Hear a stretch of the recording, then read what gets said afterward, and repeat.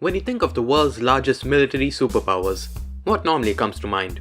The US, with a military budget that's larger than the GDP of the countries that they're bombing?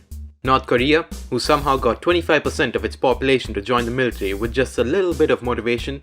By motivation, I mean threatening them and their family with the death penalty, of course, but hey, you know what? Some people just need a push in the right direction. Or maybe you thought of the other 195 countries in the world. I don't care, because you're wrong. The answer is Pepsi.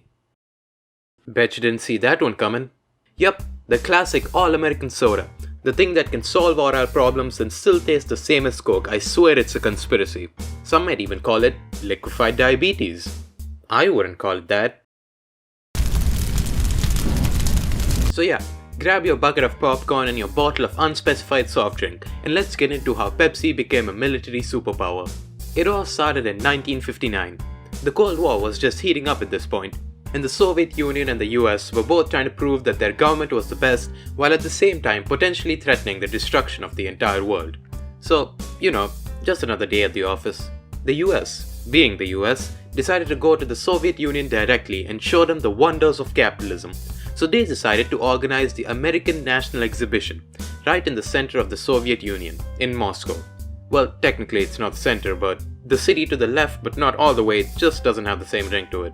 In the exhibition, the Americans were going to show off the latest creations from the heart of capitalism, like TVs, cars, boats, underpaid workers, farm equipment, all to help the Soviets get to know American culture better. The Americans also sent then Vice President Richard Nixon to attend the exhibition. It was at this point that Nixon met the Soviet leader Khrushchev. Nixon wanted to show him how great America was and decided to give him a cup of Pepsi. Cause what is more quintessentially American than a bottle of liquefied diabetes with enough calories to make you Pepsi a doctor? I had to do that anyway. See this photo? That's Nixon, that's Khrushchev, and that guy who's very happily pouring out some more Pepsi is Donald M. Kendall, who worked for Pepsi, and who also coincidentally bought a booth at the exhibition so that he could promote his company. Cause nothing says a good diplomatic meeting like a giant company trying to make some money off of it. Khrushchev liked the drink so much that, a few years later, he decided to strike a deal with Pepsi to bring their beloved obesity-inducing sodas to the Soviet Union. At first, they were going to pay Pepsi with their currency, the ruble. But turns out that making an internationally accepted currency is a lot harder than cutting up some paper and giving it a fancy name. If it weren't, I'd be paying my rent in Schmeeple bucks, but unfortunately the world just isn't ready for that. Rubles might have been valuable in the Soviet Union, but to the rest of the world, they were basically worthless. So the Soviets had to figure out another way to pay Pepsi.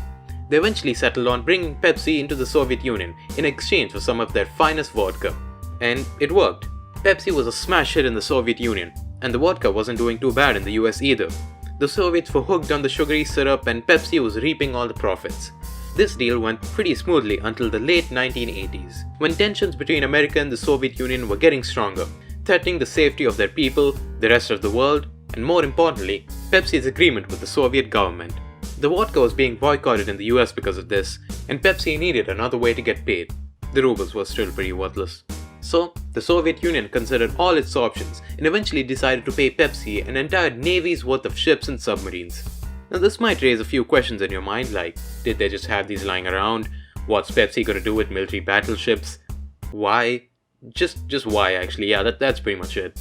But Pepsi agreed to the deal, and so was given 17 submarines and 3 warships for more Pepsi in the Soviet Union, making Pepsi a military superpower for a grand total of a few days until it sold the ships of scrap metal. It probably would have been cool to see some small country get taken over by a soda company, but I don't think the UN, most countries, or just any rational person really would agree with Pepsi having its own private military, so they didn't really have much of a choice. But still, Pepsi was the first and probably only company in history to have become a military superpower. At least until Skynet happens and the Terminators take over and we all start using Schmeeple bucks as our currency. As for the Pepsi deal, it went pretty great until 1991, when the Soviet Union decided to completely disintegrate and Pepsi found itself doing business with 15 different countries instead of one. It was like if you owed someone money, but then that someone suddenly split into 15 different people, and I don't know where this analogy is going, but you get the point. Pepsi eventually fell off in popularity in the former Soviet Union, and that was the end of that.